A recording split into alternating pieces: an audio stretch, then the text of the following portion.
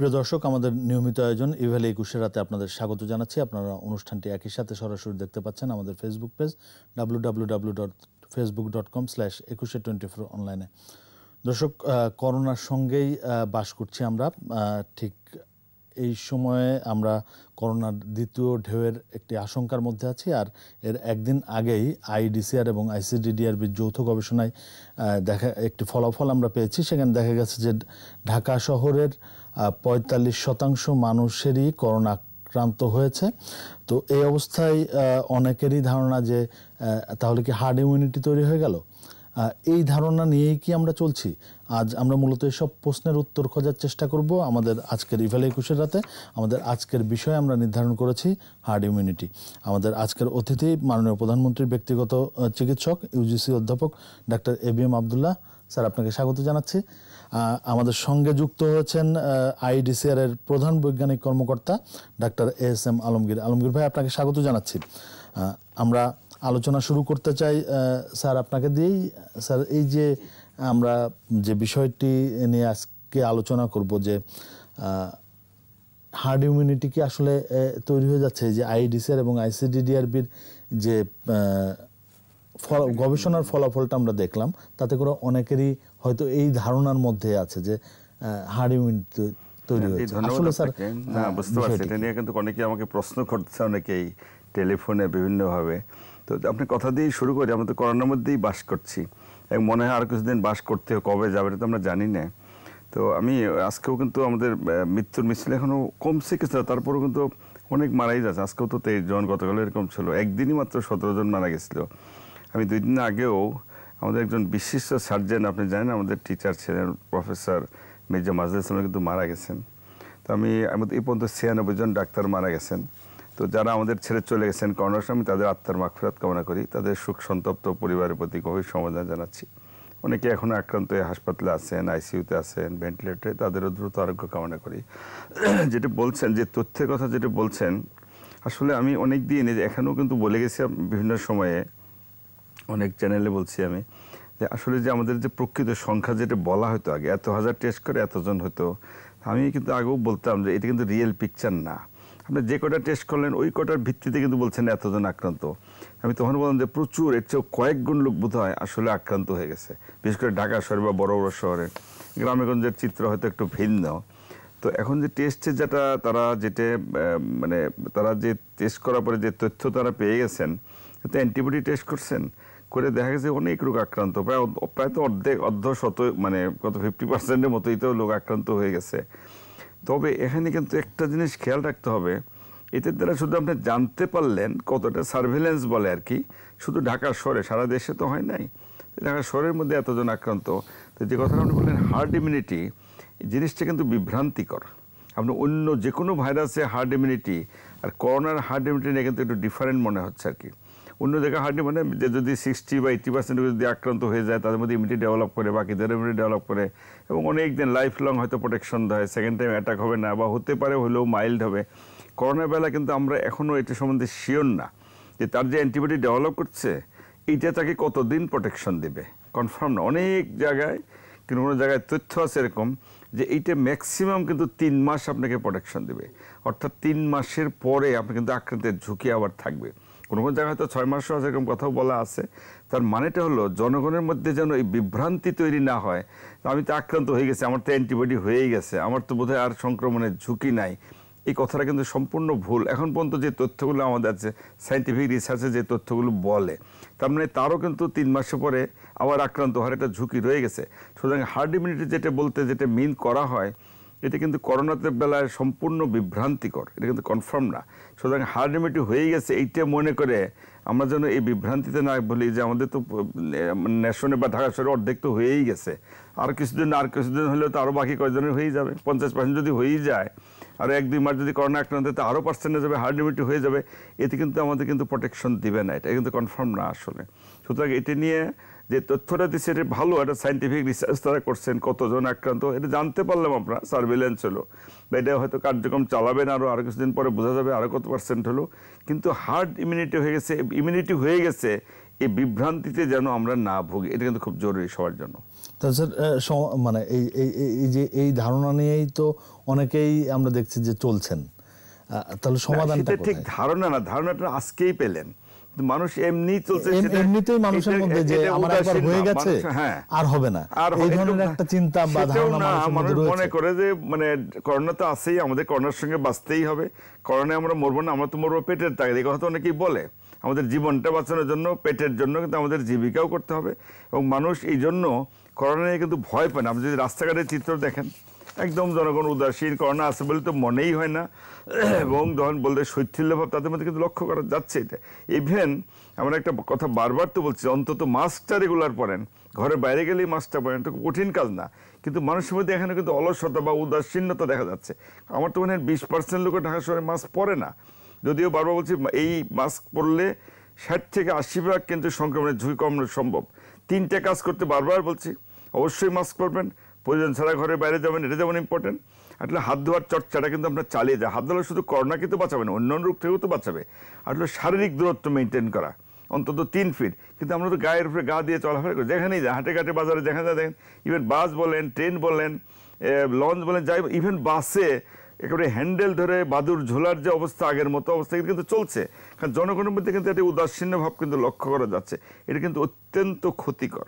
এতে সংক্রমণের ঝুঁকি কিন্তু আরও, বিশেষ করে আমরা তো অনেকে ভয় পাচ্ছি যে সামনে শীত, কেউ কেউ বলছে দ্বিতীয় ঢেউ আসবে, শীতের সংক্রমণ বাড়বে, এরকম ঝুঁকি তো আমরা বলছি। এখন জনগণ যদি একবারে উদাসীন থাকে, স্বাস্থ্যবিধি না মানে, একেবারে সচেতন না হয়, তাহলে তো আমাদের ঝুঁকি রয়ে গেছে। আবার এই অ্যান্টিবডির কথা মনে করে যদি আরও সচেতন না হয়, আরও যদি উদাসীন ভাব দেখায়, তাহলে কিন্তু ঝুঁকিটা আমাদের মধ্যে আরও বেশি হয়ে যাবে। আমাদের কিন্তু খেয়াল রাখতে হবে। হবেই এমন কথা না, হতে পারে, কারণ দেখতেছি তো আমরা, যদিও সংক্রমণের ঝুঁকি কিছুটা কম, তাই বলে সংক্রমণ হচ্ছে না বা এটা তো বলা যাচ্ছে না। আমরা তো, আপনি তো শুরুতেই বলছেন, আমি তো আপনার সঙ্গে একমত, আমরা করোনার মধ্যেই কিন্তু বসবাস করছি, আর কতদিন করতে হবে আমরা জানি না আসলে। সুতরাং জনগণের জন্য কিন্তু একটা কথা বারবার বলবো, আপনার যত তথ্যই থাক, যত গবেষণাই থাক, আমাদের কিন্তু মনে রাখতে হবে, স্বাস্থ্যবিধি বলতে যা বুঝি মেনে চলতে হবে, আমাদেরকে সচেতন থাকতে হবে, এর কোনো বিকল্প কিন্তু নাই। এটা কিন্তু মনে রাখতে হবে। জি, আমরা একটু ডাক্তার ASM আলমগীর কাছে যেতে চাই। ডাক্তার ASM আলমগীর, আপনার কাছে জানতে চাই যে এই যে গবেষণার ফলাফলটা প্রকাশ হলো, এই গবেষণাটা আসলে আমাদেরকে কিভাবে সহায়তা করবে, বিশেষ করে চিকিৎসা এবং টিকাদানের ক্ষেত্রে এক ধরনের সহায়তা করবে বলে আপনারা বলছিলেন, সেটা কি ধরনের সহায়তা আমাদেরকে করবে? ধন্যবাদ আমাকে সুযোগ দেওয়ার জন্য। প্রথমে আসলে আমি গবেষণা নিয়ে একটু কথা বলতে চাই, এবং এটা নিয়ে আমরা অনেকে অনেক ধরনের যে সিদ্ধান্তে পৌঁছাচ্ছি সেটা সম্পর্কে আসলে একটু কিছু ক্লারিফিকেশন করা দরকার। আমরা আসলে ঢাকা শহরে এপ্রিল মাস থেকে করছিলাম, এবং সারা দেশে আসলে এই স্টাডিটা হচ্ছে, এবং যেটা আমরা এপ্রিল থেকে জুলাই পর্যন্ত আমরা ঢাকা শহরের 25টি এলাকায়, 25টি মহল্লায় সিমটোমেটিক অর্থাৎ লক্ষণযুক্ত এবং লক্ষণবিহীন মানুষের বাড়ি থেকে বাড়ি বাড়ি গিয়ে স্যাম্পল কালেকশন করেছি। এবং সেখানে আমরা দেখেছি যে লক্ষণ সহ যেসব বাড়ি অর্থাৎ সিমটোমেটিক পেশেন্ট এবং অ্যাসিমটোমেটিক পেশেন্টের মধ্যে একটা বিশাল তফাৎ আছে। অ্যাসিমটোমেটিক অর্থাৎ লক্ষণবিহীন ভাবেই 80 থেকে 82% পজিটিভ আসছে, অর্থাৎ আপনার কোনো করোনার লক্ষণ নাই, কিন্তু আপনি করোনা ভাইরাস নিয়ে ঘুরে বেড়াচ্ছেন। আর লক্ষণ প্রকাশ পাচ্ছে অ্যাবাউট 6 to 8%। তাহলে 6 থেকে 8% লক্ষণ সহ এবং 82% করোনা পজিটিভ রোগী বলবো কিনা আমরা জানি না, তারা কেডিআর হিসেবে ঘুরে বেড়াচ্ছেন এবং তাদের কোনো সাইড সিমটমস নাই। এটা গেল একটা দিক। অর্থাৎ স্যার যেটা বললেন আমি শতভাগ একমত, যে আমি যেহেতু জানি না যে আমার আশেপাশে করোনা নিয়ে কে ঘুরে বেড়াচ্ছে, তখন যেটা হবে যে আমরা যদি সবাই মিলে মাস্ক পরি তাহলে আমরা একে অন্যকে প্রোটেকশন দিব। আমরা যদি সুস্থ মানুষ আপাত দৃষ্টিতে কিন্তু করোনা নিয়ে ঘুরে বেড়াচ্ছি, তো আমার তো টেস্ট করতে যাওয়ারও আমি প্রয়োজনীয়তা মনে করছি না, কিন্তু আমি ভাইরাস ছড়াচ্ছি। সো এখানে আমাদের সবার সাবধানতা অবলম্বন করতে হবে। সেটা আমরা বস্তিতেও, ঢাকা শহরের 8টি বস্তিতেও করেছি, সেখানে তুলনামূলকভাবে পয়েন্ট প্রিভেলেন্স আমরা কম পেয়েছি, অ্যাবাউট 6% মতো শতকরা। এই স্টাডির একটা পার্ট, আমরা যেহেতু ট্রান্সমিশন ডাইনামিক্স দেখছিলাম, সেটা একটা পার্ট ছিল যে এখানের মধ্যে কতজন মানুষের অ্যান্টিবডি ডেভেলপ করে এইসব এলাকায়, এবং সেখানে আমরা যখন ঢাকায় স্যাম্পল টেস্ট করি, সেখানে এখানে অনেক স্যাম্পল রিফিউজাল আছে, মানুষ রক্ত দিতে চায় না যেহেতু অ্যান্টিবডি রক্ত থেকে করতে হয়, এবং সেটা বস্তি এলাকা এবং ঢাকা শহরের বিভিন্ন এলাকায় আমরা যেটা করি সেটা দেখেছি যে শতকরা 44% মানুষের অ্যান্টিবডি অর্থাৎ আইজিজি পজিটিভ, যেটা প্রোটেক্টিভ অ্যান্টিবডি বলা হয়, এবং বস্তিতে আমরা সেটা 74% পেয়েছি। কিন্তু এখানে আমাদের একদমই সতর্ক দৃষ্টি রাখতে হবে, কারণ আমাদের যে স্যাম্পল সাইজ, এই স্যাম্পল সাইজ থেকে একদম টোটাল ঢাকা শহরের রেজাল্ট এক্সট্রাপোলেট করা কখনোই উচিত না। অর্থাৎ ঢাকায় এত শতাংশ আক্রান্ত হয়ে গেছে এটা বলার সময় এখনো আসে নাই, কারণ এই স্টাডিটা আমরা নির্দিষ্ট একটা সময় করেছি, আমাদেরকে একটা বেসলাইন ডাটা দিয়েছে, সেটা ঠিক আছে, কিন্তু এক্সট্রাপোলেট করতে হলে আপনাকে আরো বড় স্যাম্পল সাইজে কাজ করতে হবে, তখন আপনি এরকম একটা কনক্লুশন টানতে পারবেন। আমরা কখনোই বলিনি যে ঢাকা শহরের এত শতাংশ, আমরা বলেছি আমরা যেসব এলাকায় স্টাডি করেছি, আমরা যে স্যাম্পল পরীক্ষা করেছি সেখানে এটা পাওয়া গেছে। এখন অ্যান্টিবডি হার্ড ইমিউনিটি দেবে কিনা, স্যার যেটা বলছেন শতভাগ সত্যি। সাথে আমি শুধু একটু অ্যাড করতে চাই, করোনা ভাইরাসের অ্যান্টিবডি এখন পর্যন্ত যত লিটারেচার পৃথিবীর বিভিন্ন জায়গায় গবেষণা হচ্ছে, প্রকাশিত যেগুলি আছে সেগুলিতে যার সিভিয়ার করোনা ভাইরাস রোগী তাদের অ্যান্টিবডি তুলনামূলকভাবে বেশি সময় থাকছে, এবং সেটাও 3 মাস থেকে কমতে শুরু করে। আর যারা অ্যাসিম্পটোমেটিক বা যাদের মাইল্ড করোনার সংক্রমণ হয়েছে, তাদের যে অ্যান্টিবডি ডেভেলপ করে সেটা আসলে 1.5 মাস থেকে কমতে শুরু করে। সো আপনার এই যে আপনারা বলছিলেন যে লক্ষণহীন যারা, তাদের অ্যান্টিবডিটা কতদিন থাকতে পারে? সেটাই, তাদের 1.5 মাস থেকে 3 মাস, এবং আমরা তাদের মধ্যে অ্যান্টিবডির পরিমাণ অত্যন্ত কম। আমরা কিন্তু এর ভিতরেই জার্নাল অফ ইনফেকশাস ডিজিজে আইডিসেট থেকে এবং আইসিডিডিবি দ্রুত গবেষণায় অলরেডি অ্যাসিম্পটোমেটিক এবং মাইল্ড সিম্পটোমেটিক পেশেন্টদের উপর অ্যান্টিবডির যে স্টাডি হয়েছে সেটা প্রকাশিত হয়েছে এই মাসেরই 5 তারিখে। সো আমরা যেটা বলতে চাচ্ছি যে এইরকম এই অল্প সংখ্যক স্যাম্পল থেকে, ডাটা থেকে একদম শহরের, ঢাকা শহরে কত শতাংশ মানুষ, সেটা এখন না বলাই মঙ্গল, এবং সেটা আসলে এইভাবে এক্সট্রাপোলেট করে বলা যায় না। আপনি 2 কোটি শহরে 500-700 স্যাম্পল টেস্ট করে এরকম রেজাল্ট বলা ঠিক হবে না। আরেকটা জিনিস যেটা আপনি বলেছেন যে কত বস্তির কথাটা বলি, আমি বস্তিতেও কিন্তু আমাদের এই স্টাডিটা জুলাইয়ের শেষ থেকে আগস্টের ফার্স্ট উইক পর্যন্ত, এবং সেখানেও কিন্তু আমরা একটা নির্দিষ্ট সংখ্যক মানুষ, প্রায় 74% যে অ্যান্টিবডি ডেভেলপ করেছে আমরা দেখেছি, সেখানে কিন্তু অধিকাংশই কিন্তু অ্যাসিম্পটোমেটিক পেশেন্ট। সো এটাও আমাদের মাথায় রাখতে হবে। সো আমরা যাই করি না কেন, আমাদের আলটিমেট যেটা হচ্ছে যে এইরকম করোনা ভাইরাস যেহেতু আপনাকে লাইফ লং ইমিউনিটি দেয় না, আপনাকে এখন পর্যন্ত যেসব লিটারেচার 6 মাসের বেশি অ্যান্টিবডি আপনাকে প্রোটেকশন দিচ্ছে না, এর ভিতর রিইনফেকশনও হচ্ছে সারা পৃথিবীতে। 27-28টা কেস অলরেডি প্রমাণিত রিইনফেকশন হয়ে গেছে। আর এই জন্য ওই যে স্বাস্থ্যবিধি মেনে চলাটাই হলো জরুরি। আরেকটা কথা, হার্ড ইমিউনিটির কথাটা যখন আসে তখন আমাদের মনে রাখতে হবে এইরকম মহামারীর সময়, মহামারীতে হার্ড ইমিউনিটি হয়েছে পৃথিবীর ইতিহাসে একটা উদাহরণ নাই। তো গতকালও রাতে আপনারা দেখেছেন যে বিশ্ব স্বাস্থ্য সংস্থার ডিজি যখন বলছিলেন যে যারা হার্ড ইমিউনিটির কথা এখনই চিন্তা করছেন তারা আসলে বোকা স্বর্গে বাস করছেন। হার্ড ইমিউনিটি শুধু অ্যান্টিবডি ডেভেলপমেন্টে হয় না, এখানে টি সেল রেসপন্স কতদিন থাকে, মেমোরি সেল কতদিন মনে রাখতে পারে, সাথে ভ্যাকসিনেশনটা অ্যাড হইতে হবে। তাহলে আপনি 95% মানুষকে যদি কভারেজ দেন, 5% মানুষের হয়তো করোনা না হওয়ার সম্ভাবনা থাকে। সো হার্ড ইমিউনিটির এই যেটা স্যার বললেন যে হার্ড ইমিউনিটি নিয়ে এখন আমাদের আসলে চিন্তা করার সময় আসে নাই, এবং এইরকম মহামারীর সময় সাধারণত সারা পৃথিবীতে এখন পর্যন্ত যত ইতিহাস আছে, একটি ইতিহাসও হার্ড ইমিউনিটি ডেভেলপ করেছে এরকম কোনো প্রমাণ নাই। সো হার্ড ইমিউনিটি হতে হলে আমাদের এখন যেটা আমাদের সাবধানতা, যে যেহেতু 82% অ্যাসিম্পটোমেটিক মানুষ অর্থাৎ লক্ষণবিহীন মানুষ করোনায় আক্রান্ত, আমরা যত রোগী পেয়ে আমরা যত স্যাম্পল টেস্ট করেছি তার মধ্যে পজিটিভের 82%ই ছিল সিমটমলেস, কোনো সাইন সিমটমস নাই। তাহলে দেখা যাচ্ছে যে আমি, আপনি, আমার আশেপাশে আমরা যারা ঘুরে বেড়াচ্ছি, আমরা অনেকে হয়তো করোনা নিয়ে ঘুরে বেড়াচ্ছি, কিন্তু আমরা যেহেতু স্বাস্থ্যবিধিটা মানতে গত 3-4-5 সপ্তাহ যাবৎ খুবই রিল্যাক্সলি, স্যার যেটা বলেছেন 20% মানুষও মাস্ক পরে না, আমি যদি না মাস্ক পরি এবং আমি যদি করোনা নিয়ে ঘুরে বেড়াই, তাহলে আমি কিন্তু আমার আশেপাশে সকল মানুষের ভিতর ছড়াতে পারি।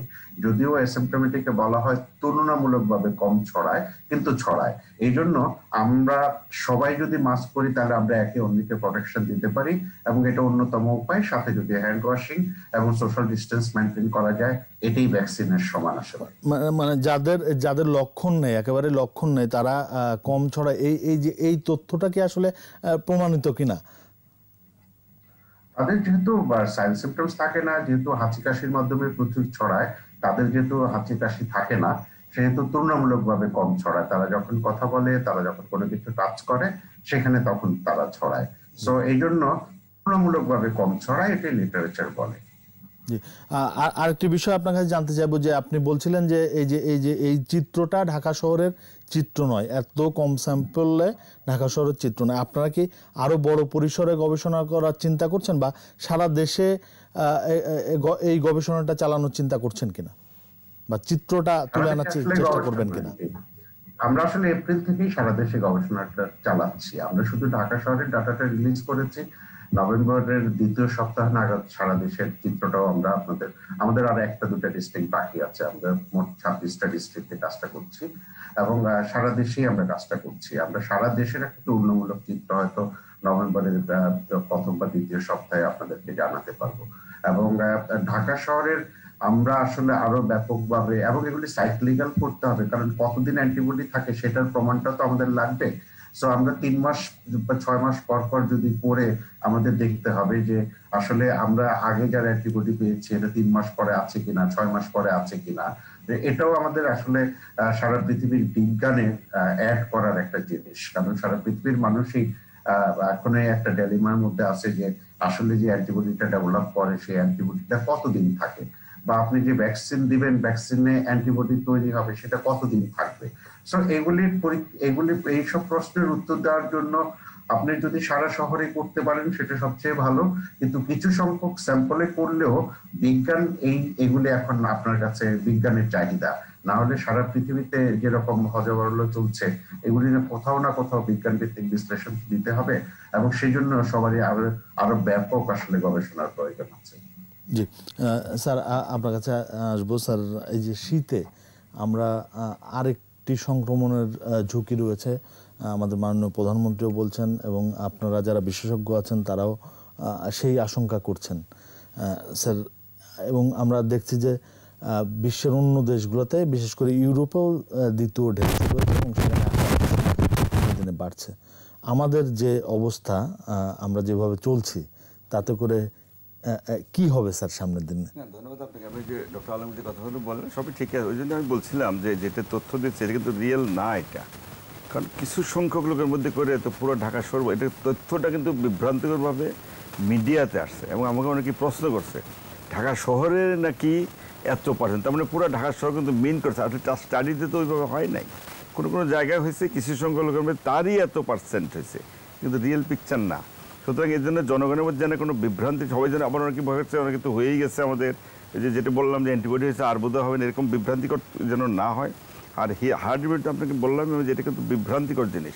এইটা করোনার বেলা এটাকে অ্যাপ্লাই করার, এটা বলাই উচিত না, কারণ এই হার্ট ইমিউনিটি হয়ে গেলো, আমাদের মধ্যে ইমিউনিটি ডেভেলপ করে গেলো, আর আমরা করোনা থেকে আক্রান্ত বেঁচে যাব, এটা যেন কেউ মনে না করেন। কারণ মনে করলে তো এমনি স্বাস্থ্যবিধি মানে না, আরও যদি মনে করে আমার তো হবে না, তাহলে তো আরও মানবে না, সেটা কিন্তু আরও ডেঞ্জারাস হবে আর কি। সেই জন্যই বলছি যে যত কিছু করেন এখন পর্যন্ত স্বাস্থ্যবিধি মানা, সচেতনতা, এগুলো কিন্তু সবচেয়ে জরুরি। আপনার কথাতে ফিরে আসি, যেটা বললেন শীত, হ্যাঁ শীতকালে কিন্তু একটা মাননীয় প্রধানমন্ত্রী কিন্তু তথ্যপত্রের ভিত্তিতে উনি বলছেন যে শীতে একটা ঝুঁকি রয়ে গেছে। এর কারণটা হলো যখন ওখানে হয় চায়নাতে, ডিসেম্বরে তো কতবার প্রচণ্ড শীত কিন্তু ছিল, টেম্পারেচার 10-12 ডিগ্রি এরকম আর কি, ইভেন আরও কম। ইভেন ইউরোপের অনেক দেশ বা যেখানে শীত প্রধান দেশ, সেখানে দেখা যাচ্ছে সংক্রমণের ঝুঁকিটা কিন্তু একটু বেশিই হয়ে গেছে। কিন্তু পাশাপাশি এটাও সত্য, তখন এটা ধারণা ছিল, আমরাও বলতাম, আমরাও তো তাদের তথ্যের উপরে ভিত্তি করেই বলতাম যে শীতে বাড়বে, গরমে বোধহয় কমবে, কিন্তু আমাদের দেশে গরমে তো কমলো না, বেড়েই চলো, তাই তো। ইভেন মধ্যপ্রাচ্যে দেখেন, মানে যে কোনো মধ্যপ্রাচ্যের দেশে তো গরম, সেখানেও তো পারলো। ইভেন যেখানে না গরম না শীত, নাতিশীতোষ্ণ, সিঙ্গাপুরে দেখেন, মালয়েশিয়া দেখেন, ইন্দোনেশিয়া দেখেন, সেখানে কিন্তু কমে নাই। তার মানে এখনও কিন্তু সাইন্টিফিক্যালি প্রুভ না যে আবহাওয়ার আসলে কোনো সম্পর্ক আছে কিনা। তারপরেও ধারণা করা যায় করোনাকে আমরা আসলে এই সারা বিশ্বের এখনো বিজ্ঞানীরা confirm এখনো না। করোনাকে চিনতে পারেন না, চিনতে পারেন। রোগটা তো নতুন, ডিসেম্বরে আসলে এটা কত 8 মাস হতে চলছে, তাই তো 8 মাস বা 9 মাস। কিন্তু তথ্য নতুন নতুন তথ্য কিন্তু শুরুতে আমরা কি বলতাম যে এই তো কারণে এটা সর্দি কাশি মতো রোগ, গলা ব্যথা, সর্দি কাশি, জ্বর, এই তো। তারপরে যত দিন যাচ্ছে পরে দেখা যে না, শুধু নর্মাল সর্দি কাশি না, আগে মনে করলাম শুধু লাঙে আক্রান্ত করে অ্যাটিপিক্যাল নিউমোনিয়া বলে এইসব বলতাম। কিন্তু পরে দেখা না, এটা এমন কোনো শরীরের অঙ্গ নাই যেখানে সেটা আক্রান্ত না করে। Liver, kidney, heart, brain, even রক্তর মধ্যেও ডিআইসি বলে রক্ত জমাটা বিভিন্ন রকমের মানুষ মারা যায়, বিভিন্ন কারণে হচ্ছে। তো সুতরাং এগুলো তো আমরা যত দিন যাচ্ছে তত কিন্তু আমরা জানতে পারছি। সেই জন্যই বলছি যে শীতে হবেই না এটা বলা যাবে না, হতে পারে, সম্ভাবনা তো রয়েই গেছে আর কি, যেহেতু সামনে শীত। আর কতগুলো কারণ আছে, যেমন শীতে কিছু কিছু রোগ কিন্তু শীতকালে এমনি বাড়ে, ভাইরাস জনিত রোগ, যেমন তাই না, যে কমন কোল্ড, ফ্লু বলেন, নিউমোনিয়া বলেন, সর্দি কাশি, বাচ্চাদের যে কত রকমের ভাইরাল, এগুলো তো হয় শীতকালে। করোনাও তো একটা ভাইরাস, সেই হিসেবে কিন্তু এটা হতেই পারে। দ্বিতীয় কথা হলো এই যে শীতকালে তো এই করোনা কিন্তু বদ্ধ ঘরে আবার ছড়ায় বেশি। আর শীতকালে মানুষ দরজা জানালা বন্ধ করে রাখবে। আপনি দেখেন যে আমাদের দেশে যারা আক্রান্ত তারা ঘরে বেশি থাকছে, দরজা জানালা বন্ধ করে এসির মধ্যে থেকে, তাদের কিন্তু বেশি হয়ে গেছে। সুতরাং এই শীতকালে আরও ঝুঁকিটা বেশি, জানলা বন্ধ, ভেন্টিলেশন নাই, ভেন্টিলেশন করোনার ঝুঁকিটা কিন্তু আরও বাড়বে। শীতে এই দিক থেকেও কিন্তু একটা ঝুঁকি রয়েই গেছে আর কি। সেই জন্যই ইভেন যদি ইউরোপিয়ান যে দেশে, ওদের কিন্তু ওরা বলে যে দ্বিতীয় ঢেউ শুরু হয়েছে, শীত প্রধান দেশ, ওখানে কিন্তু আবার শুরু হয়ে গেছে। আমাদেরও সেজন্য একটা শঙ্কা রয়ে গেছে যে ডিসেম্বরে যেহেতু শীত পড়বে, হতেও পারে, নাও হতে পারে, না হলে তো ভালোই, কিন্তু হতেও পারে। এবং সেই জন্য আমাদের সচেতন থাকতে হবে, স্বাস্থ্যবিধি আরও ভালো করে মানতে হবে। এবং সরকার অবশ্যই যত গভর্নমেন্ট অনেকগুলো স্টেপ নিচ্ছে, যদি শীতকালে আল্লাহ না করুক হয়েই যায়, আমরা যেন এটাকে ঠিকমতো হ্যান্ডেল করতে পারি, বা এটার জন্য কার্যকরী পদক্ষেপ, হাসপাতাল বলেন বা মানে অন্য যে কোনোভাবে ট্রিটমেন্ট বলেন, সেগুলো যেন ভালো করে মেনটেন করতে পারি। এবং আমরা মনে করি এটা পারবো। কারণটা হলো শুরুতে তো সবাই ভয় পেত, যেন জনগণ তো ছিল আতঙ্কগ্রস্ত ছিল, আমরা ডাক্তারও তো ভয় পেতাম, এবং ডাক্তারদের বিরুদ্ধে তো অভিযোগ অনেক রয়ে গেছে, ভয় পায়, কাছে যায় না, রোগীর গায়ে হাত দেয় না, নার্স ওষুধ খায় না, এগুলো তো সত্য। কিন্তু কারণটা কারণ ভয় পাইছিলেন, ভয় পাওয়া তো হইতেই পারে, রিয়েকশনারি তো একজন ডাক্তার, ভয় মানুষ তো, সে ভয় তো পেতেই পারে। কিন্তু বর্তমান অবস্থা যদি দেখেন তাহলে দেখবেন আমাদের ডাক্তাররা যথেষ্ট দক্ষ, খুব সুন্দরভাবে হ্যান্ডেল করছে, রোগীর কাছে যায়, চিকিৎসা করে, নার্সরাও যায়, কথা শুনে, ভালো করে শুনে। এবং অনেকে তো চেম্বার বন্ধ করে দিচ্ছে, ডাক্তার যাইতো না তো, কিন্তু আস্তে আস্তে কিন্তু সব খুলে যাচ্ছে। ইভেন যে প্রাইভেট হসপিটাল বলেন, সরকারি বেসরকারি যাই বলেন, আগে তো গেলেই করোনা টেস্ট করো, নাহলে ভর্তি করবে না, নন কোভিড রোগগুলো তো অনেক সাফার করছে, সেগুলো কিন্তু যথেষ্ট উন্নতি হয়েছে। তো আমার মনে হয় যে সামনের জন্য আমরা প্রস্তুত থাকবো অবশ্যই। স্যার, ওই যে অ্যান্টিজেন টেস্টের অনুমতিটা দেওয়া হচ্ছে, যাকে এটা একটা যে আমরা হ্যান্ডেলও করতে পারবো, আশা করি যে ডাক্তারও পারবেন, আমরা স্বাস্থ্যকর্মী যারা আছে বা ফ্রন্টলাইন ফাইটার যাই বলেন, আমরা কিন্তু অবশ্যই সেটা করতে পারবো। টেস্টের কথা যেটা বললেন, হ্যাঁ, এটা হয় কি যে টেস্ট যেটা কনভেনশনাল যেটা করে RT-PCR বলে, এটা আসলে কিন্তু গোল্ড স্ট্যান্ডার্ড, এটা ভালো। এটা কিন্তু 100% পজিটিভ আসে না, এই গড়ে ধরেন 70%, 30% হয়েও কিন্তু নেগেটিভ আসে। অনেক রোগী আমরা মিডিয়াতে দেখছেন যে রোগীর সব লক্ষণ মনে হয় নেগেটিভ, বারবার নেগেটিভ, ইভেন মারা যাওয়ার পরে স্যাম্পল নিয়ে দেখে যে এরকম ঘটনা কিন্তু ঘটছে, তাই তো। যে সেই জন্য বলছি যে এটা একটু সময়ও লাগে, এবং আগে তো আরও অভিযুক্ত 4 দিন 5 দিন লাগে টেস্ট করতে। ইভেন যে গ্রামেগঞ্জ থেকে স্যাম্পল আনতে উপজেলায়, হতে আবার যেখানে সেন্টারে হয় 7-10 দিনও লাগে, এমন ঘটনা কিন্তু অনেক ঘটছে। তো এই জন্য একটা র্যাপিড টেস্ট দরকার, সেটাই হলো অ্যান্টিজেন বেসড, 2 রকম, একটা অ্যান্টিবডি বেসড, একটা অ্যান্টিজেন বেসড আর কি। তো অ্যান্টিবডি যেটা করা হচ্ছে, এটা সার্ভিলেন্স, কতজন আগে, ডায়াগনস্টিক ভ্যালু কিন্তু নাই এটার, 14 দিন 15 দিন পরে হয়তো টেস্ট পজিটিভ। তো অ্যান্টিজেনটা কিন্তু আর্লি করা যায়, দ্রুত ডায়াগনোস করা যায়, সময় কম লাগে, এগুলোকে র্যাপিড টেস্ট বলে। 15-20 মিনিট বা 30 মিনিট, টাকা কম লাগবে, রোগীর হয়রানি কম, লম্বা লাইন দাঁড়াইতে হবে না, এইসব তো শুরুতে কিন্তু তাই ছিল। যদিও এখন সেন্টার কিন্তু অনেক হয়েছে, 100-র উপরে বোধহয় উঠে গেছে, এখন লম্বা লাইন তো নাই। যারা ওই আর কিন্তু বসে থাকে, লোকজন রুগীই পায় না, রুগীরাই যেতে চায় না মানুষ, রুগীরা মানে যারা করোনা আক্রান্ত, ইভেন করলেও কিন্তু যেতে চায় না, ঘরে বসেই থাকছে পছন্দ করে আর কি, করতে চায় না। কিন্তু তার মানে এই শুরুতে যে ভিড় টেস্ট ওটা কিন্তু নাই আর এখন।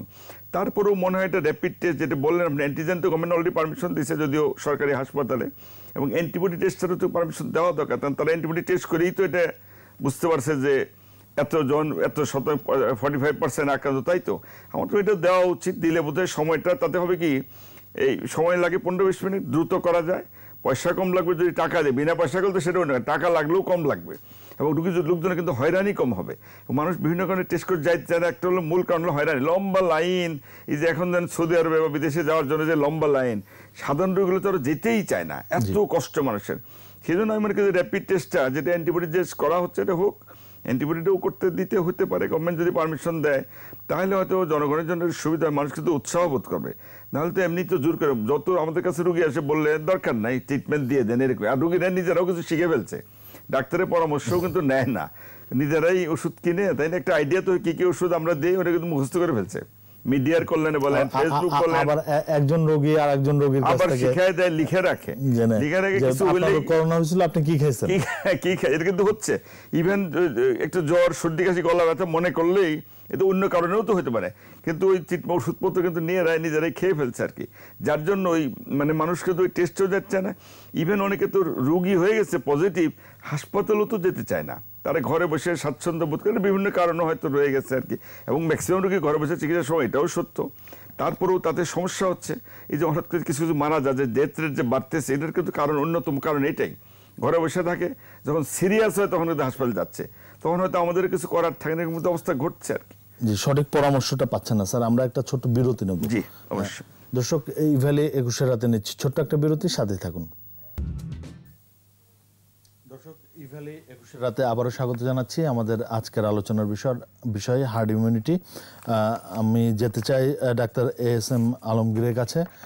ডাক্তার ASM আলমগীর, আপনার কাছে জানতে চাইব যে এই যে শীতে করোনা সংক্রমণের ঝুঁকির কথা বা দ্বিতীয় ঢেউয়ের কথা আমরা আবার আলোচনা করছিলাম, তো শীতে আসলে ঝুঁকি কতটা, এটা একটা বিষয়। আর একটি বিষয় হচ্ছে যে এই যে আমরা প্রথম দিকে লকডাউন দিয়ে নিয়ন্ত্রণের চেষ্টা করেছি, আমরা ইউরোপের দেশগুলোতে দেখছি যে কড়াকড়ি করা হচ্ছে, আরও বিধিনিষেধ আরোপ করা হচ্ছে, যে আমরা সেখানে দেখেছি যে আমাদের দেশে আমরা ওপেন করে দিয়েছি, সবকিছু খুলে দিয়েছি। তো শীতে যদি আমাদের সেই অবস্থার দিকে এগিয়ে যায় বা ঝুঁকি থাকে, সেখানে আমাদের কড়াকড়ি আরোপ করাটা কতটুকুন যেতে পারি, বা আবারও লকডাউন দেওয়ার মতো পরিস্থিতি তৈরি হবে কিনা?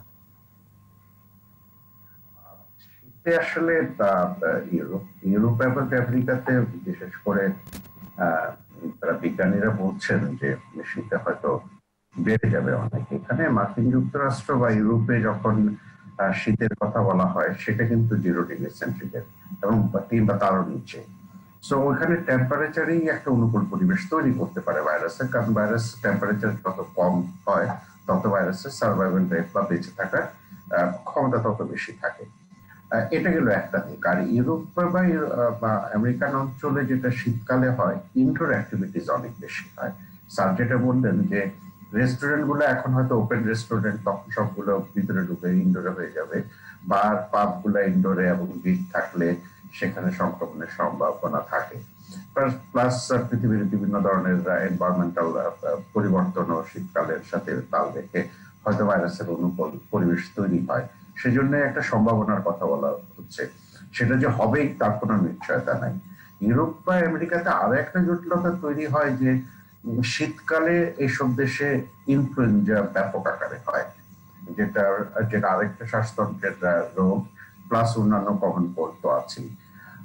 বাংলাদেশ বা আমাদের এই অঞ্চলে একটু ডিফারেন্ট হতে পারে এই কারণে যে আমাদের শীতকালে আসলে যে টেম্পারেচার, এটা পৃথিবীর বহু বেশি স্প্রিং বা বসন্তকাল। সো টেম্পারেচারের উপরে এই ভাইরাসের প্রভাব কি, সেটা আমরা আসলে সারা বছর এই 10 মাসেও আমরা কিন্তু সেটা জানি না। আমরা জানি যে একটা নির্দিষ্ট 56 এর উপরে টেম্পারেচার থাকলে 30 মিনিট ধরে আপনি যদি হিট করেন তাহলে মরতে পারে, বা 70 ডিগ্রি সেন্টিগ্রেডে ইনভেলভ ভাইরাস মরে যায়। কিন্তু এই 10, 11, 12, 13, 14 টেম্পারেচারে কি হবে সেটা আমরা আসলে এখনো জানি না। প্লাস আমাদের জটিলতা তৈরি হইতে পারে, যেহেতু আমাদের কমন কোল্ড সিজন শীতকাল, অর্থাৎ আমাদের রেসপিরেটরি ট্র্যাক্টে নানাবিধ ভাইরাসের ইনফেকশন হয়, স্যার যেটা বললেন। বিশেষ করে বাচ্চাদের ব্রঙ্কোলাইটিস হয়, বিশেষ করে যাদের শ্বাসকষ্ট আছে, অ্যাজমা আছে, তাদের এপিসোড বেড়ে যায়। তখন যদি করোনা সংক্রমণ হয় বা সিজনাল যে 4টা করোনা ভাইরাস আছে সেগুলিতে মানুষ আক্রান্ত হয়, তখন যদি এই কোভিড-19 বা SARS-CoV-2 মানুষ আক্রান্ত হয়, তখন জটিলতা বাড়তে পারে। এটার জন্য যেটা সবচেয়ে জরুরি সেটা হচ্ছে সবারই আসলে সাবধানতা অবলম্বন করা, যেটা মাননীয় প্রধানমন্ত্রী থেকে শুরু করে সবাই বলা হচ্ছে, বা আন্তঃ মন্ত্রণালয় বিভিন্ন ধরনের প্রিপারেশন নিচ্ছে শীতকে ঘিরে। লকডাউনের কথা দেখেন, ইউরোপ বা আমেরিকাতেও সবকিছু প্রায় খুলে দেওয়া হয়েছে। ইংল্যান্ডে খুলে দিয়ে ইংল্যান্ডে কিন্তু এখন জোন ভিত্তিক লকডাউন, যেখানে বিশেষ সেখানে লকডাউন করা হচ্ছে। সেটা স্পেনেও কিছু জায়গায় জোন ভিত্তিক লকডাউন করা হচ্ছে। কিন্তু বাস্তবতা হচ্ছে বাংলাদেশের মতো একটা অর্থনীতির দেশে যেটা হয় যে আপনি দীর্ঘদিন আসলে লকডাউন করে রাখতে পারবেন। আমরাও তো জোন ভিত্তিক লকডাউন শুরু করেছিলাম, কিন্তু সেটা তো সফল করতে পারিনি আমরা। হ্যাঁ, না, কিন্তু সেটা হয়তো প্রয়োজনে যদি হয় তাহলে সেটা জোন ভিত্তিক লকডাউন করা যেতে পারে। বাংলাদেশের মতো আসলে জীবন এবং জীবিকা, জনস্বাস্থ্য সবকিছুতে এক ধরনের কম্প্রোমাইজ তো আমাদের করতেই হবে। আমাদের 2 কোটি প্রান্তিক জনগোষ্ঠীর কথা চিন্তা করতে হবে। তবে একদমই যদি জোনাল ভিত্তিক আমরা যদি ভাগ করে যদি বেড়ে যায় তাহলে হয়তো সেই রকম চিন্তা করা যেতে পারে। সেটা জেলা প্রশাসন, জেলা বা ভিত্তিক বা উপজেলা ভিত্তিক করা যেতে পারে। আমরা যখন ঢাকা শহরে জোন ভিত্তিক লকডাউন শুরু করেছিলাম, সেটা যদি আমরা করতে পারতাম তাহলে কি আমাদের সংক্রমণটা এখনকার যে পর্যায়ে আছে আমরা কি আরো কমিয়ে আনতে পারতাম?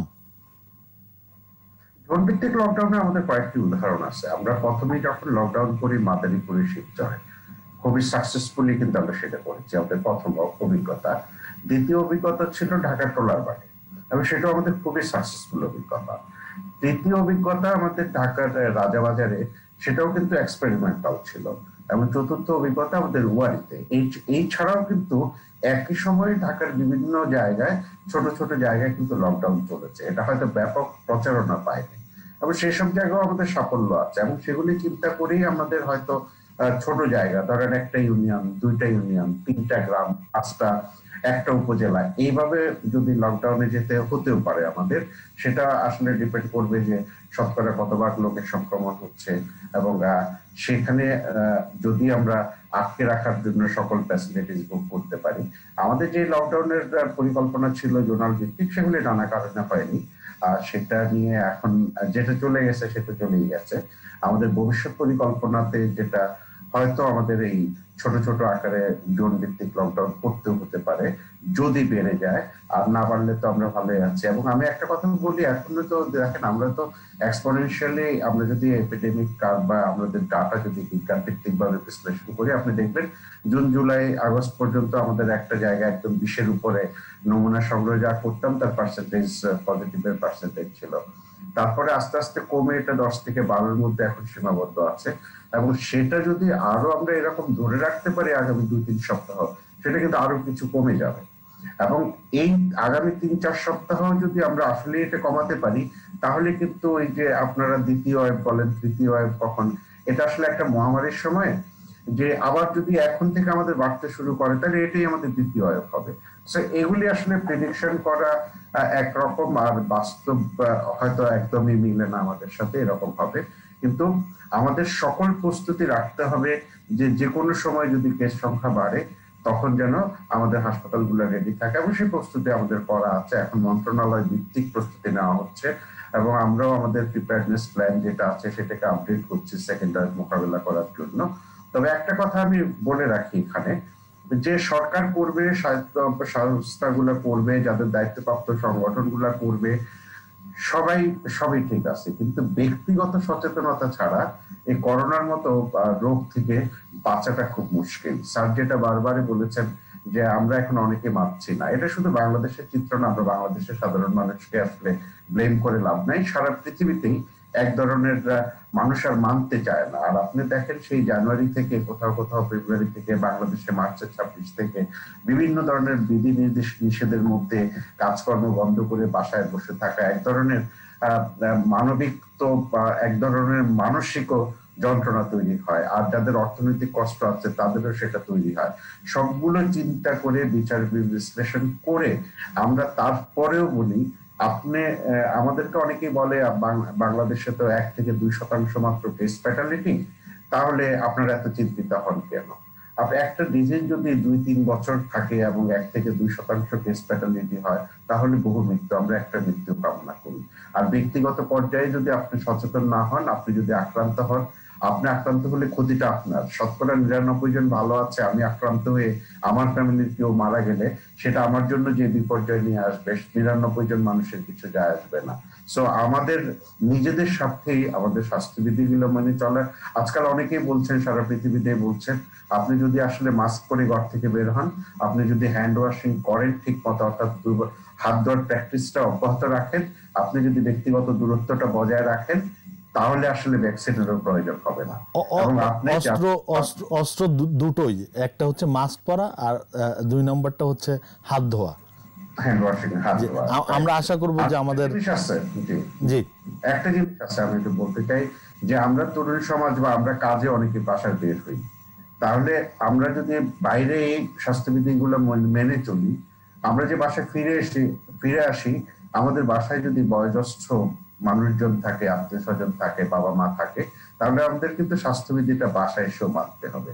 নির্দিষ্ট কিছু নিয়ম কানুন না মানলে যেটা হয়, বাসার বয়োজ্যেষ্ঠ সদস্য যিনি কখনো বের হন না, তিনি আক্রান্ত হন।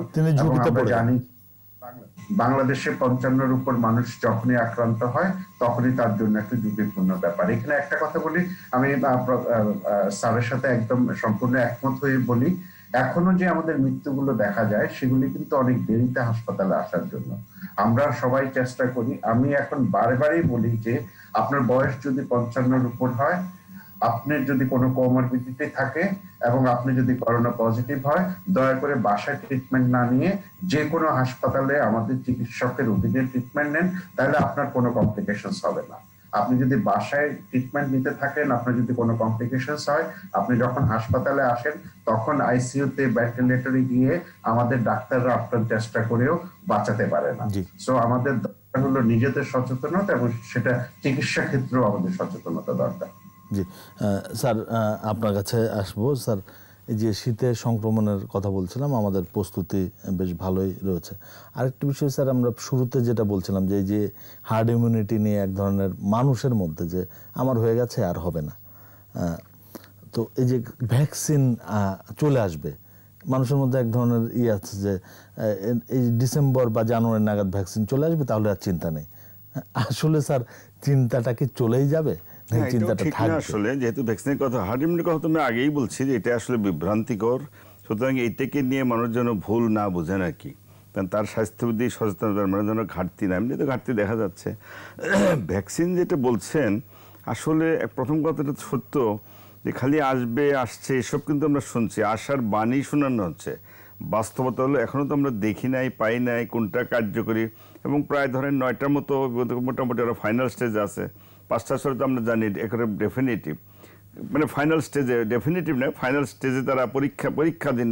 তেমন ধরনের যে চায়না যেটা শুনছি আমরা, তাই না, মডার্নার কথা শুনছি, অক্সফোর্ড, পার্শ্ব দেশ, ভারত, এগুলো তো তারা চেষ্টা করছে আর কি, কিন্তু এখনও তো আলোর মুখ দেখে নাই। প্রথম কথা হলো ভ্যাকসিন কতটুকু প্রোটেকশন দেবে বলা মুশকিল, এখনও কনফার্ম না। বলছে কোনো বলছে 2টা ডোজ লাগবে, এবং একটা ডোজ তারপরে 28 দিন পরে একটা দেবে, এবং কতদিন প্রোটেকশন দেবে এটা কিন্তু কনফার্ম না। মানে ভ্যাকসিন দেওয়ার পরে সে যে অ্যান্টিবডি তৈরি করবে সেটা কতদিন, সেটি বলছে কতদিন প্রোটেকশন, এটা কনফার্ম না এখনো। তারা কোনো বলছে 2টা, জনসন অ্যান্ড জনসন তারা বলছে বোধহয় একটা দিলেই হবে, আর মডার্না বলছে এটা বয়স্ক লোকদের জন্য লাভ হবে।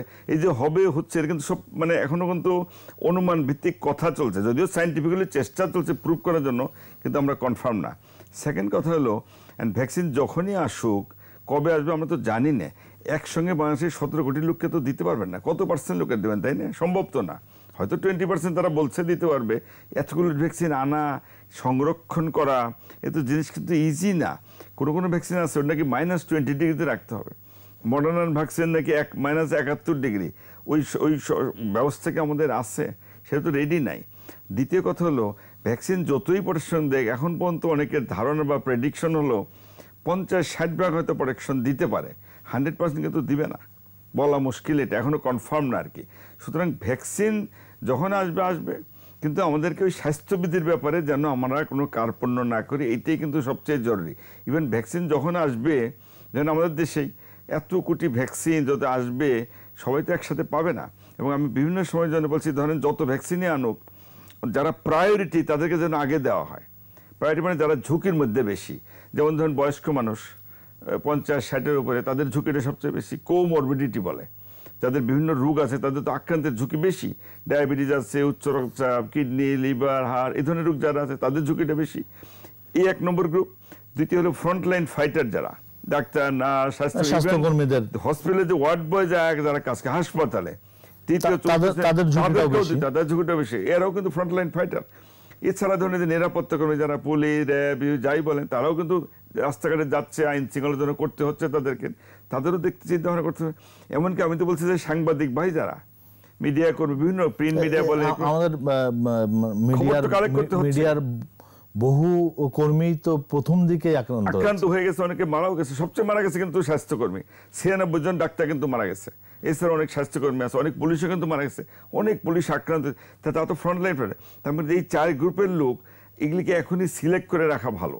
মানে আপনি কাকে দিবেন, যখন 10 লাখ আসলো, ঢালাও তো সবাইকে দিতে পারবেন না, তখন তো এটা নিয়েও কারাকারি শুরু হবে। সেজন্যই বলছি যে কিছু পূর্ব প্রস্তুতি রাখা দরকার। প্রথম কথা যে ভ্যাকসিনগুলো যাতে প্রিজার্ভ করা যায়, সংরক্ষণ করা যায়, এটার ব্যবস্থা নেওয়া দরকার। এবং তার জন্য ম্যান পাওয়ারও তৈরি করা দরকার, তারা যেন রেডি হয়, আসলে যেন সাথে দিতে পারে। সংরক্ষণও যেমন জরুরি, ম্যান পাওয়ার তৈরি কিন্তু জরুরি। আরেকটা হলো ভ্যাকসিন নেওয়ার আগে আমি একটা কথা বিভিন্ন সময় বলছি, আমাদেরকে তাড়াহুড়ো না করে যাচাই বাছাই করা দরকার। ভ্যাকসিনটা হয়তো ইফেক্টিভ, কার্যকরী, পার্শ্ব প্রতিক্রিয়া সেফ, যেন তেমন পার্শ্ব প্রতিক্রিয়া না হয়, এবং জনগণের ক্রয় ক্ষমতার মধ্যেও কিন্তু যদি বিনা পয়সায় আমরা কেউ ডোনেট করে পেয়ে যাই সেটা তো ঠিক আছে, তার জন্য তো আমাদের লবিং টবিং করা দরকার, সেটাও করতে হবে। শুধু এগুলো ঠিক রেখে তারপর কিন্তু ভ্যাকসিনের পিছনে দৌড়াইতে হবে, কিন্তু আমরা দিব প্রায়োরিটি অনুযায়ী। কিন্তু এটাও মনে রাখতে হবে যে ভ্যাকসিন কিন্তু সমস্যার সমাধান সম্পূর্ণ করবে বলে আমার মনে হয় না। কারণ ভ্যাকসিন এই 100 কোটি লোক দিতে কত বছর লাগবে আপনি হিসাব করে দেখেন। যদি একসাথে 1 লাখ আনেন, বা 5 লাখ, বা 10 লাখ, বা 1 কোটি ভ্যাকসিন তো পাবেন না, তো সম্ভব তো না। 20% লোক দিলে কতগুলো লোক পাবেন, তার মানে সব মানুষকে কভার করতে অনেক দিন তো লাগবে। এর মধ্যে আমাদেরকে ওই যে বারবার একটা কথা আসতেছে, ভ্যাকসিন আসলে ভালো, যখন আসবে আমরা হয়তো পেয়েই যাবো, তার জন্য তো গভর্নমেন্ট বাজেটও রাখছে, এটাও তো সত্য। এবং মাননীয় প্রধানমন্ত্রী রেগুলার কিন্তু মনিটর করেন এটা, ভ্যাকসিন পৃথিবীতে আসলে আমরা হয়তো পেয়েই যাব, কিন্তু একসাথে এত লোকের কিন্তু অনেক দেশের আগে হয়তো পেয়ে যাবো, আমরা আশার দ্বারা কিন্তু বুকবে, কিন্তু এটা কনফার্ম না, আমরা পেয়ে যাবো হয়তো বা, সবাই তো একসাথে পাবো না। সেই জন্য ভ্যাকসিন যখন আসুক, আমরা যখন পাবো নিব। কিন্তু স্বাস্থ্যবিধির ব্যাপারে বারবার যে কথাটা, ইভেন ভ্যাকসিন আসলেও যেটা আমরা কনফার্ম না তো, কিন্তু আমাদের স্বাস্থ্যবিধির ব্যাপারে যেন আমরা কোনো শিথিলতা না দেখাই।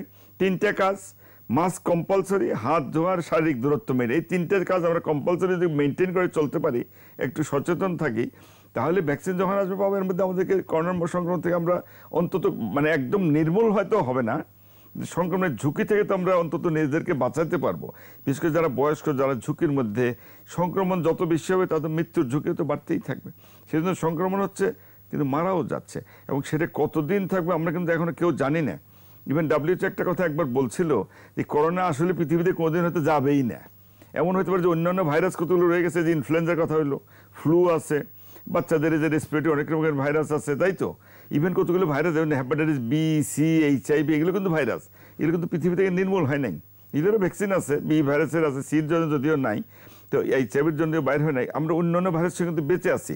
এমন হতে পারে যে করোনাও থাকবে, এর সঙ্গে সামঞ্জস্য রেখে আমাদের জীবনও বাঁচতে হবে, জীবিকার জন্য বাঁচাতে হবে, জীবন জীবিকার করোনা এর সঙ্গে সামঞ্জস্য রক্ষা করেই আগামী দিন কিন্তু আমাদের চলতে হতে পারে আর কি। এই যে মাস্ক, হাত ধোয়া, শারীরিক দূরত্ব, এটাকে আমাদের জীবনের অঙ্গ করে আপাতত তো এইটুকুই তো মনে হচ্ছে আমাদের কাছে, এছাড়া তো কোনো দ্বিতীয় কোনো রাস্তা তো নাই, তাই না? আমি একদম, আমরা শেষ দিকে এসছি, আমি আরেকটি বিষয় আপনার কাছে জানতে চাইবো, যে আপনি বলছিলেন যে শীতে যদি সংক্রমণের ঝুঁকি আছে, যদি আরও বাড়ে, সেই ক্ষেত্রে আমাদের সকল প্রস্তুতিও নেওয়া আছে। কিন্তু আমরা দেখছি যে কোভিড নির্দিষ্ট যে হাসপাতালগুলো ছিল, সেগুলো রোগী না থাকায় সেগুলো আস্তে আস্তে কিছু বন্ধ করে দেওয়া হয়েছে। না, সেটার কারণটা হলো যে সিটগুলো তো পড়ে আছে, বিশেষ করে সরকারিগুলো তো সব রয়ে, গভর্নমেন্ট কতগুলো প্রাইভেট কিন্তু নিয়ে এনেছিল কোভিড ডেডিকেট হচ্ছে, তাই না? এগুলো বন্ধ করে, কারণ রুগী নাই তো। দেখা যায় যে মানে কত সব বেড সব ফাঁকা পড়ে আছে, তো সেখানে অযথা রেখে তো কোনো লাভ নেই, কারণ তো ডাক্তার আছে, ম্যান পাওয়ার তো রয়ে গেছে, তাদেরকে অন্য জায়গায় কাজে লাগানো হচ্ছে। সুতরাং যেমন সরকারি হাসপাতাল সবগুলোই কিন্তু রয়ে গেছে, ইভেন কোভিড নন প্রাইভেটে কিন্তু অনেক হাসপাতালে কোভিডের চিকিৎসা চলতেছে। সুতরাং বেডের ক্রাইসিস কিন্তু মনে হয় হবে না, কারণ এখনও অনেক বেড কিন্তু খালি। যদি আল্লাহ না করে হয়েই যায়, এটা ফিল আপ করে যদি আবার হসপিটাল নেওয়ার দরকার পড়ে, গভর্নমেন্ট ওইভাবেই রেডি থাকবে, রেডি আছে। যেমন যেগুলোকে আপাতত বাদ দেওয়া হয়েছে, যে দরকার নাই, সেগুলো প্রয়োজন পড়লে আবার নেবে, সেটা আমার তো মনে হয় কোনো সমস্যা হওয়ার কথা নয়। কারণ এখনও তো প্রায় 60, 70, 80% বেড তো খালি। ইভেন যে ধরেন বিশেষ করে একটা আইসিইউ, ভেন্টিলেশন, এগুলো তো কিন্তু অনেক সময় বেড কিন্তু কিছু কিছু খালি পাওয়া যায়, রয়ে গেছে। শুরুতে যে ঝামেলাটা খুব বেশি হয়ে গেছে, শুরুতে এটা কারণটা ছিল মানুষ কিন্তু করোনা হয়ে গেলেই ভয়েই কিন্তু হাসপাতাল যায়, এই জন্য বেডের কাজটা কিন্তু বেশি হয়েছিল। হসপিটালে অনেকের কিন্তু প্রয়োজন ছিল না, হয়তো ঘরে চিকিৎসা সম্ভব ছিল, কিন্তু আতঙ্কগ্রস্ত হয়ে ভিতর সন্ত্রাসী মানুষ কিন্তু হাসপাতালে যাইছে। এখন কিন্তু এই ভয়টা মানুষের মধ্যে কেটে গেছে, মানে মেজরিটি ঘরে বসে চিকিৎসা নিতে স্বাচ্ছন্দ্য বোধ করে। এবং আমরাও বলি যে 80% রোগীর ঘরে বসে চিকিৎসা দেওয়া কিন্তু সম্ভব, মানুষ তাই করছে। তবে বারবার বলছি যে আপনারা নিজেরা ইচ্ছা মতো ওষুধ খাবেন না, টেলিমেডিসিন বলেন বা টেলিফোনে যে কোনোভাবেই বলেন, অবশ্যই ডাক্তারের একজন পরামর্শ নেবেন। এবং আপনারা যে অক্সিমিটার দিয়ে কিন্তু মাপা যায়, তাই তো, মাপবেন, যদি কমে আসে, কমে বলতে ধরেন 92-তে বা 90 নিয়ে চায়, তাহলে কিন্তু ঘরে বসে রাখার কোনো সুযোগ নাই, তাদের কিন্তু হাসপাতালে ভর্তি হতে হবে। আরেকটা ব্যাপারে সবাইকে সতর্ক থাকতে হবে, যারা করোনা হয়েছে পজিটিভ, বয়স্ক মানুষ, তাদের ঝুঁকি বেশি, এবং বয়স্ক এবং কোমরবিডিটি আছে, ডায়াবেটিস, প্রেশার, যেটা আমি আগেও বলছি, মানে অন্যান্য জটিলতা, এই ধরনের রোগীদের যদিও তেমন কিছু নাই, তাদের কিন্তু হাসপাতালে অবশ্যই ভর্তি হওয়া উচিত। তারা ঘরে বসে থাকবেন না, ঘরে বসে দেখি আচ্ছা এইসব করে নিজের মতো ওষুধ খাচ্ছেন, অত ডাক্তারের পরামর্শ নেয়, সবগুলো ওষুধের নাম তারা মুখস্থ ইচ্ছা মতো খায়। হঠাৎ করে যখন জটিল হয়ে যায়, সিরিয়াস হয়ে যায়, তখন হাসপাতালে দৌড়ায় গেলে তখন আমাদের হাতে কিন্তু করার কিছু থাকে না। বা কাউকে যদি আইসিইউতে ঢোকানো হয়, ভেন্টিলেশনে দেওয়া হয়, তখন ঝুঁকিটা কিন্তু আরও বেশি হয়ে যায়। সেজন্যই বারবার বলি, করোনা যেহেতু পজিটিভ হচ্ছে, আপনার জানা আছে, ডাক্তারের পরামর্শ অনুযায়ী চিকিৎসা চলবে, নিজেরা অক্সিজেনটা দেখবেন, এবং যাদের বয়স্ক এবং কোমরবিডিটি আছে তারা কোনো ক্রমেই যেন ঘরে না থাকে, তারা কিন্তু অবশ্যই হাসপাতালে যাবেন। একটু আর্লি গেলে, যদি আর্লি ট্রিটমেন্ট শুরু করা যায়, তাহলে মৃত্যুর ঝুঁকি কিন্তু আরও কমানো সম্ভব। এটা কিন্তু করা উচিত বলে আমি মনে করি, করা উচিত, সবারই কিন্তু এই ব্যাপারে খেয়াল রাখতে হবে আর কি।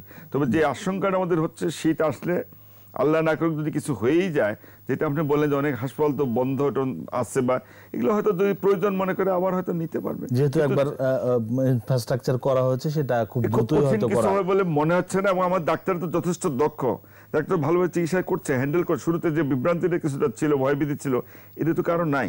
সুতরাং আমি মনে করি যে এই ব্যাপারে খুব অসুবিধা কোনো হবে না, এই জন্য ভয়ের কোনো কারণ নেই। তাই বলে কেউ যেন শৈথিল্য ভাবটা না দেখান, এই জন্য আমি জোরটা দিচ্ছি বেশি। স্বাস্থ্যবিধি আপনারা মেনে চলুন, আপনারা অবশ্যই সচেতন থাকবেন এই ব্যাপারে। যদি সবাই, এটা কারো একতরফা কাজ তো না। আরেকটা কথা ডক্টর আলমগীর কিন্তু বলছে, আমার নিরাপত্তা, আমার সুরক্ষা তো আমার নিজের হাতেই, সরকার তো জোর করে করতে পারবে না।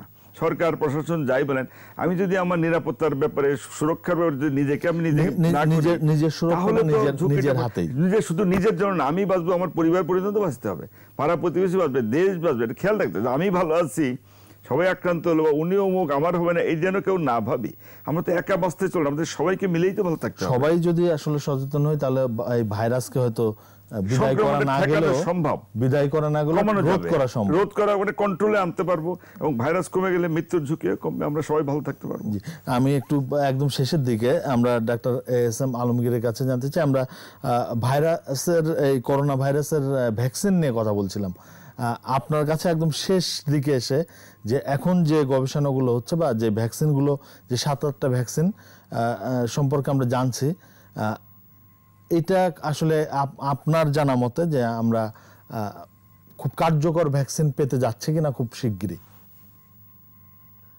আসলে খুবই বলা মুশকিল। স্যার যেমন বলেছেন, স্যাররা হয়তো কিছুক্ষণ পরেই জানবেন জনসন এন্ড জনসনের ভ্যাকসিনটা আজকে ক্লিনিক্যাল ট্রায়াল স্টপ করে রাখতে হয়েছে অ্যাডভার্স এফেক্টের জন্য।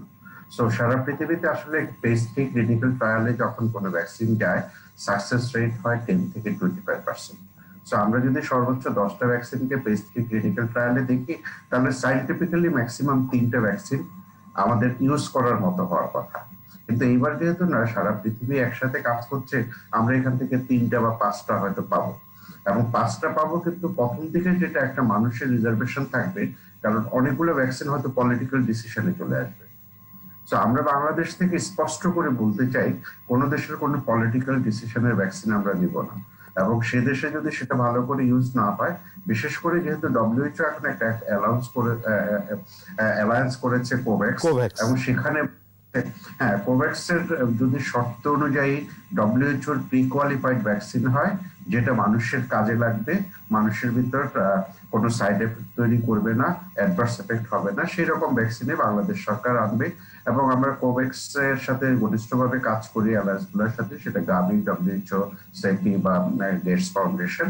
এবং সেখান থেকে আমরা যে পরিমাণ ভ্যাকসিন তারা আমাদেরকে দিবে সেই পরিমাণ ভ্যাকসিন হয়তো বাংলাদেশ সরকার কিনে নেবে, এবং সেই ধরনের নির্দেশনা মাননীয় প্রধানমন্ত্রী দপ্তর থেকে অলরেডি মাননীয় প্রধানমন্ত্রী নিজেই দিচ্ছেন রেগুলার, এবং নিজেও কিন্তু যে সারা পৃথিবীর সকল ভ্যাকসিনের খবরও রাখছেন মাননীয় প্রধানমন্ত্রী। তো আমরা যেটা আমাদের জন্য যেটা সুবিধা হচ্ছে যে এখন আমরা একটা প্রিপারেশনের ভ্যাকসিন ডিপ্লয়মেন্ট প্ল্যান যেটা সেটার একটা সুযোগ পাচ্ছি, আমরা সেটা করছি। স্যার যেমন বললেন কোল্ড চেইন ম্যানেজমেন্টের কথা, পৃথিবীর কোন ভ্যাকসিনটা কত ডিগ্রি টেম্পারেচারে রাখতে হবে, আমাদের কি ফ্যাসিলিটিজ আছে, সেগুলি কিন্তু আমরা সেগুলির উপরেই আসলে এখন রাত দিন কাজ করছি। আমরা সারা দেশে কত লোকের ট্রেনিং দিতে হবে, কত লোকের ভ্যাকসিন লাগবে, কত হাই রিস্ক গ্রুপ কতজন হবে কোন ক্যাটাগরিতে, এগুলি সবগুলোই ক্যালকুলেশন করার পৃথিবীর বিভিন্ন দেশের বিভিন্ন রকমের ফর্মুলাইজ আছে। আমরা প্রস্তুতিমূলক কাজটি সেরে রাখছি, আমরা একদম শেষ দিকে এসেছি।